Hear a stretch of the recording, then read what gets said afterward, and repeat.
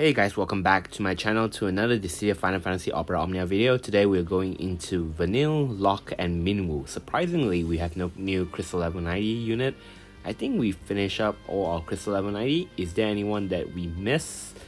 Not too sure here, but right now the one that getting the rework is actually Vanille and Locke.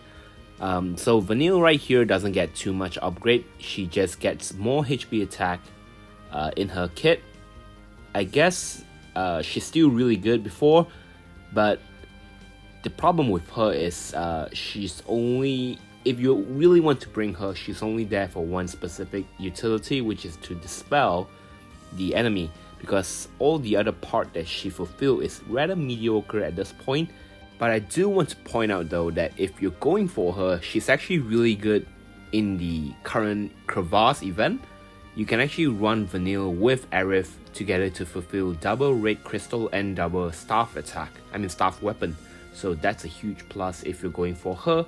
But otherwise, Vanille is still pretty decent Aurabot unit if you don't have a lot of utility in your kit. She's one of the early Crystal Level 90 unit that I pull for, purely because of the fact that I love how fast her animation was. She was actually my earliest farmer before Snow's LD came for my alternate account, so that's another thing to consider if you're a newer player. Anyway, aside from Vanille, we'll also be getting Locke's Air Quad rework. So what I mean is, Locke actually get a little bit more HP attack as well. I think one extra on all of his attack, but the problem is he actually has some changes to his HP attack as well, which most don't actually appreciate it. It's actually converted into a instant turn for his strongest HP attack.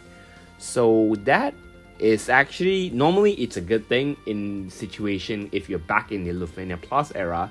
Turn hogging might be a good thing to not let the boss get any turn. But right now in the Force Time era, it's a little bit awkward because of the fact that having more turns means that you're eating away the Force Time faster as well. So given how Locke doesn't have a lot of strongest attack aside from his EX and his LD, he's not exactly the type that you want him to be turn hogging all the time. So I'll say that this is definitely not the best upgrade. Nonetheless, if you're not gonna put that into consideration, Locke is still a very decent unit. His BT effect allows him to ignore defense. Not that we really need this kind of utility nowadays. I think the only upcoming mechanics that actually promotes ignore defense is Shiva Spiritus, which is way later with Edgar's introduction.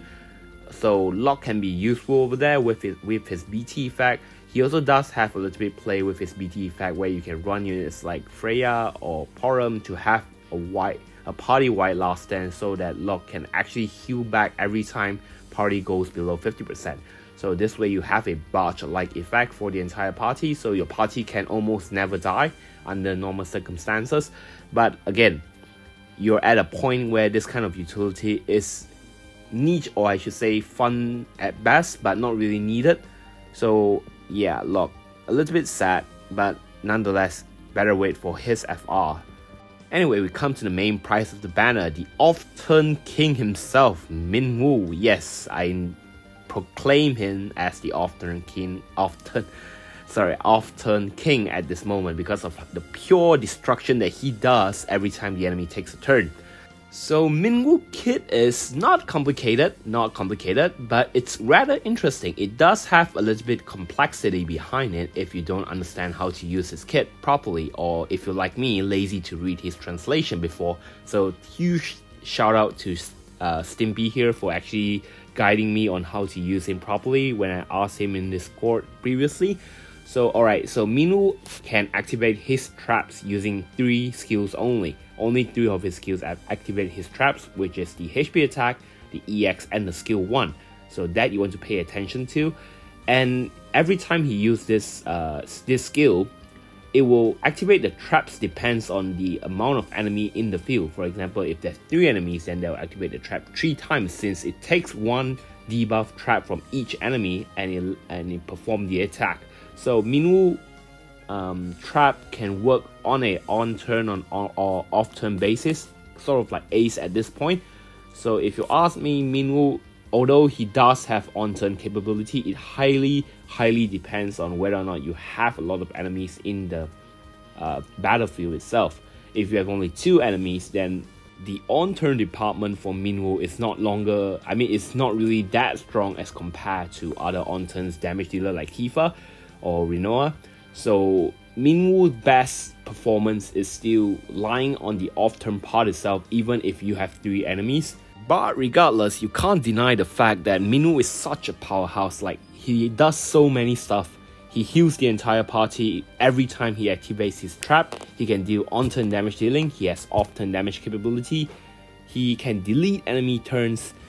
And it's just insane how much he can actually do when he's a damage dealer itself. He has so many other roles that he could fulfill as well. The only thing I think that is quite badly shown on Minwu, first of all, is of course the elemental lockout part, because he's tied to holy attack. So even right now, although elemental lockout is no longer a thing, we still see the elemental issue from time to time. For example, the most recent one will be Rex Shinyu, where any attack aside from thunder or water elemental will be countered. So you can see that is still holding an effect for having an elemental tied to your kit. And also the fact that Minwu actually sucks so hard against single target bosses, and yet his event, which is across Van and Hope's FR, all has single target bosses for some reason. So get ready to not use Minwu for a couple of the first few events after his own.